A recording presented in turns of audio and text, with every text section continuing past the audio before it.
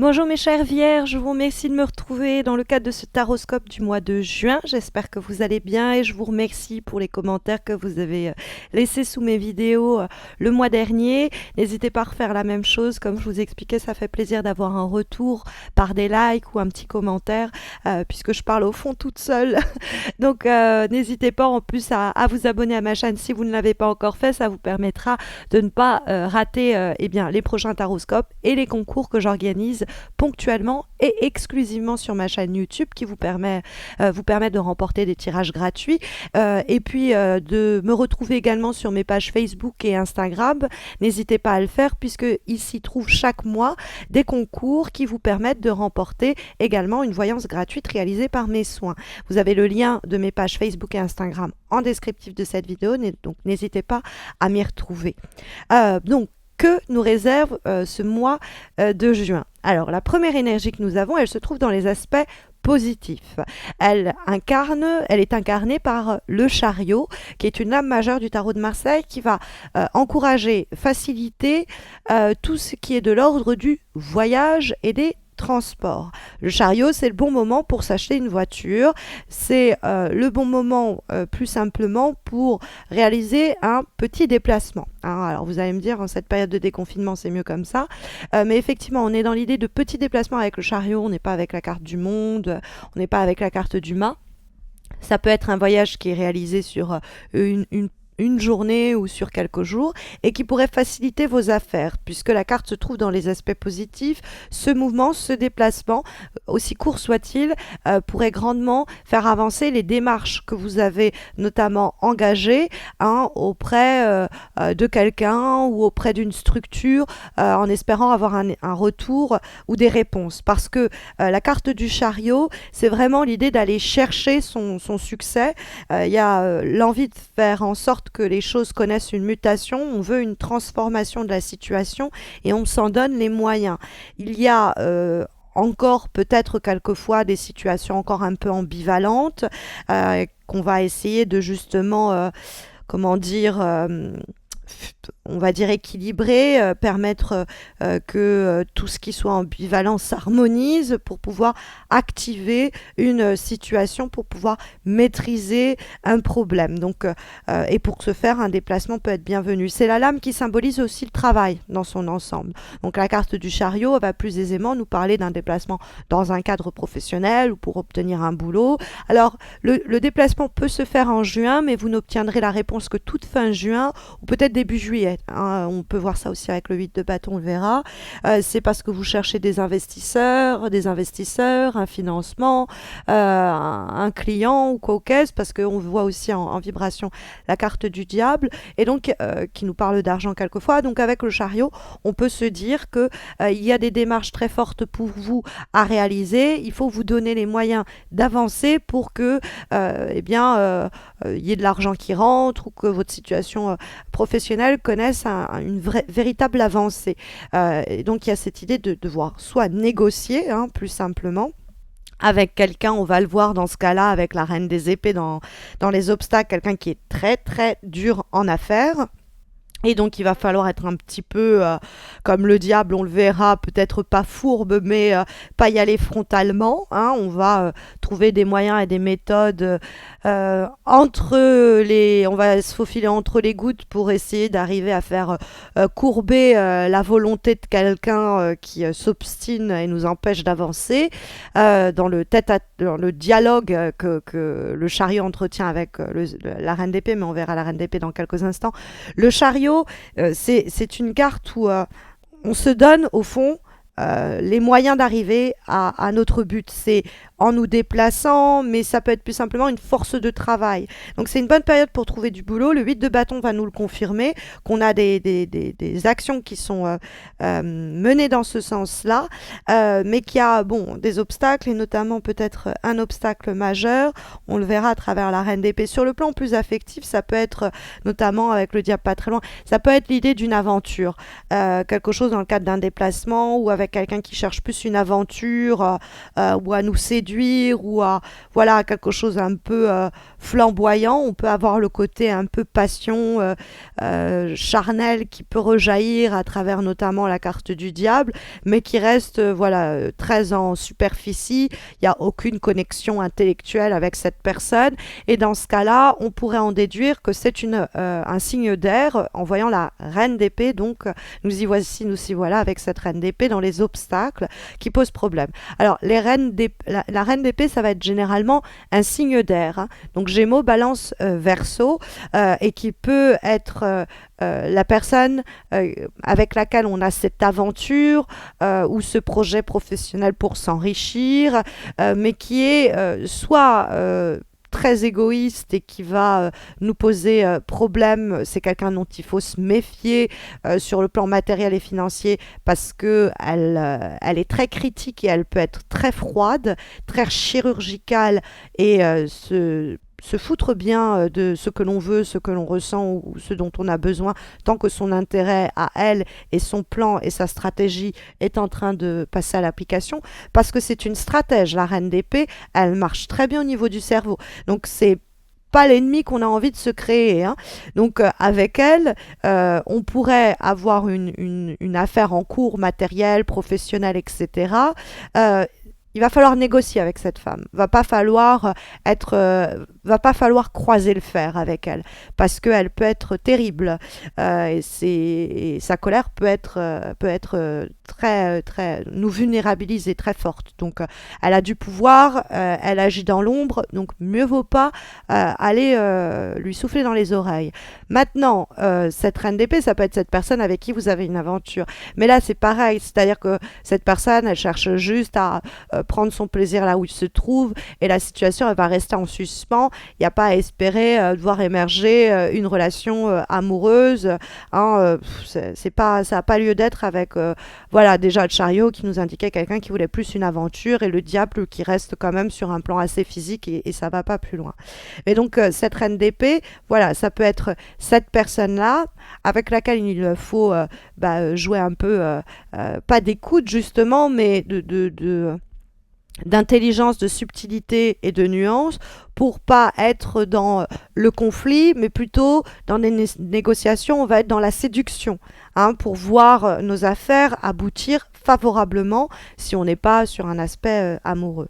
On nous invite à pareil, ne pas surréagir si cette personne s'exprime ou agit de façon injuste envers nous, parce que c'est peut-être le feu qu'elle essaye d'allumer pour ensuite dire « Ah, je vous avais dit, cette personne-là, donc vous, elle ne tient pas la pression, ou elle me parle mal, ou, voyez, donc en fait, vous poussez à la faute. » Faites attention à ça parce qu'il y a le diable aussi en vibration et on a quelqu'un qui peut être très stratège avec la reine d'épée. Donc, encore une fois, ne pas aller chercher le conflit, ne pas répondre au stress qu'elle peut susciter pour précisément nous faire fauter, nous pousser à la faute, ou alors elle ne se rend pas compte de son côté trop intransigeant et il faut la rappeler à l'ordre, mais de façon un peu détournée, pas y aller direct et lui dire dis donc t'es infernal en ce moment,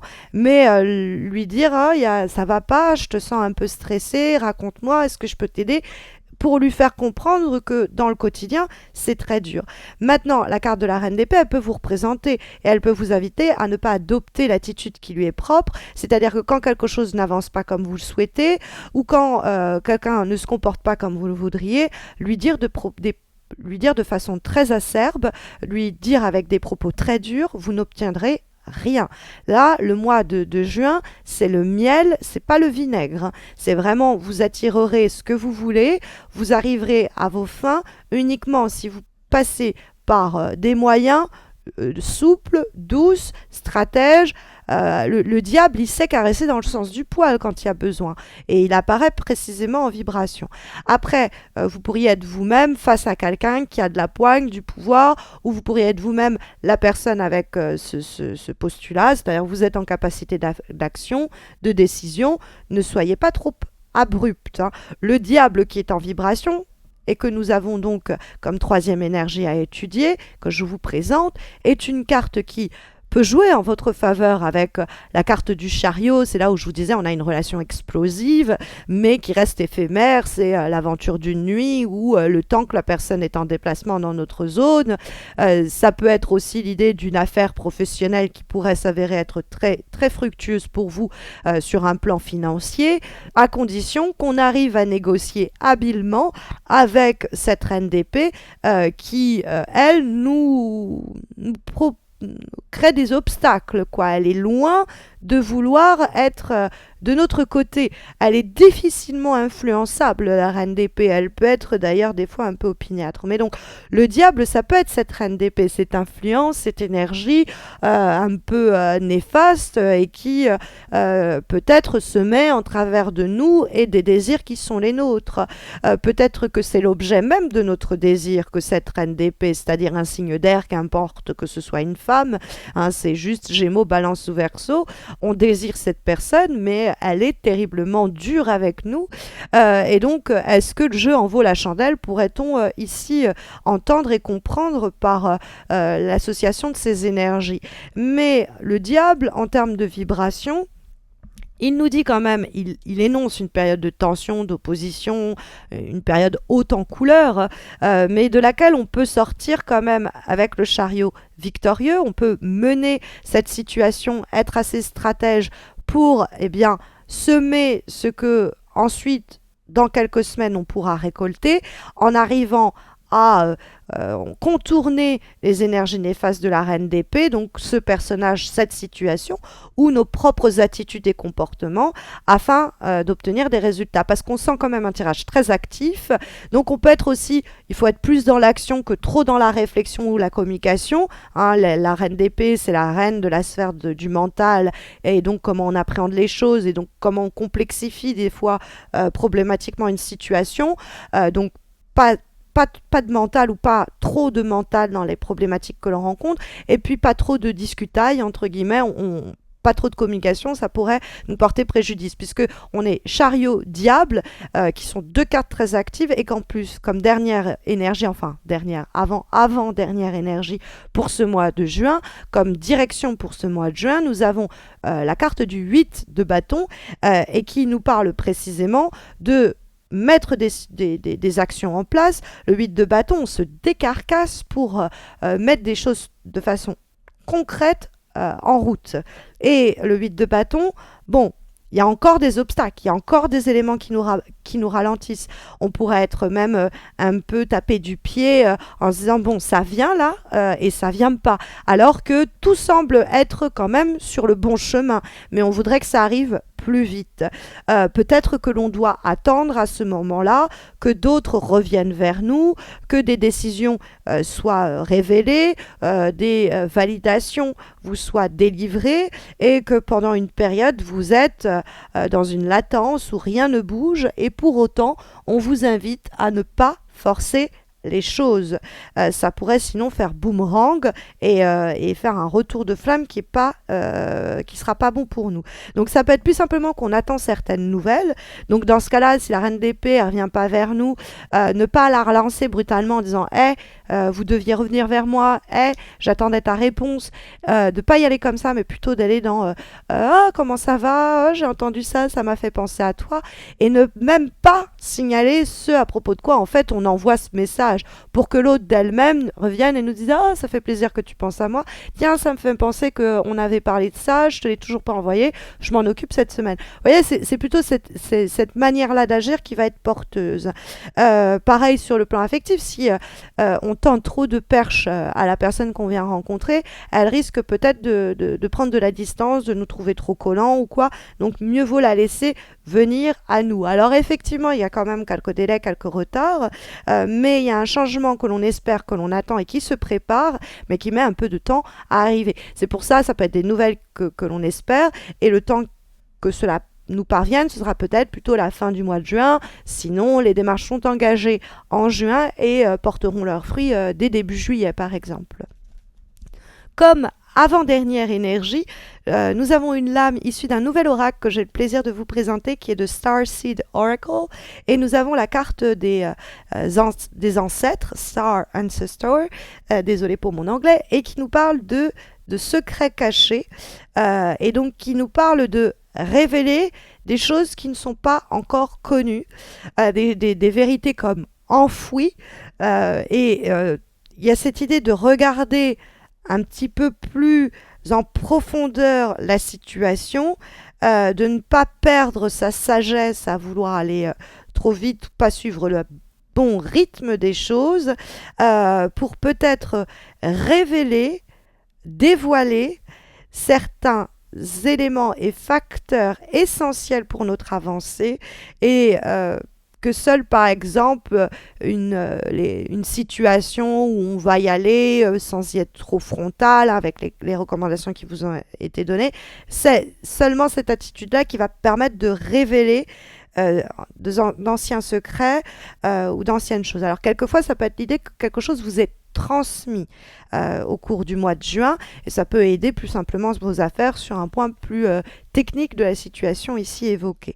Et comme dernière énergie, pour ce mois de juin, nous avons une lame issue d'un autre oracle que j'affectionne tout particulièrement, l'oracle d'Amaham, et nous avons le silence en soi. Alors peut-être pour révéler ces secrets, il faut d'abord donc faire le silence en soi, comme le conseille la carte, puisque elle nous parle de s'éveiller à soi-même, de se détacher aussi de nos préoccupations du quotidien, qui nous distance au fond de notre vérité intérieure, essayer de faire le silence et faire taire les voix extérieures, se canaliser, se trouver, se recentrer et se délester au fond de ce qui nous entrave et nous empêche de nous accomplir. Et donc, quelquefois, ça peut être aussi cette voix trop réflexive que la reine d'épée mentionnait dans les obstacles, que l'on va faire taire précisément pour se reconnecter avec une vérité intérieure peut-être un peu plus pulsionnelle, mais que justement on doit canaliser. La parole qui est associée au silence en soi est la suivante. Du silence naît tout ce qui vit et dure, car c'est le silence qui nous relie à l'univers, à l'infini. Il est la racine de l'existence, et par là l'équilibre de la vie. En espérant que ces quelques mots vous guideront au cours des prochaines semaines, que je vous souhaite, ma foi, les plus épanouissantes possibles, mes chères vierges. Sachez que ces horoscopes seront remis en ligne, les horoscopes de juillet, seront remis en ligne, seront mis en ligne plus simplement au cours du mois de juin, plutôt fin juin. Donc n'hésitez pas à vous abonner à ma chaîne pour ne pas rater cet horoscope-là. Et puis si vous souhaitez une voyance pour vous accompagner, une voyance évidemment personnalisée et gratuite pour vous guider au cours des prochaines semaines dans le cadre d'une problématique en particulier, n'hésitez pas à me retrouver sur Instagram ou Facebook, où vous pourrez participer à un concours qui s'organise mensuellement et vous permet de remporter un tirage en croix un petit peu comme celui-ci, mais répondant à votre question du moment. Voilà, je vous souhaite à tous et à toutes de très belles semaines à venir, et à très vite, j'espère. Prenez soin de vous, mes chères vierges.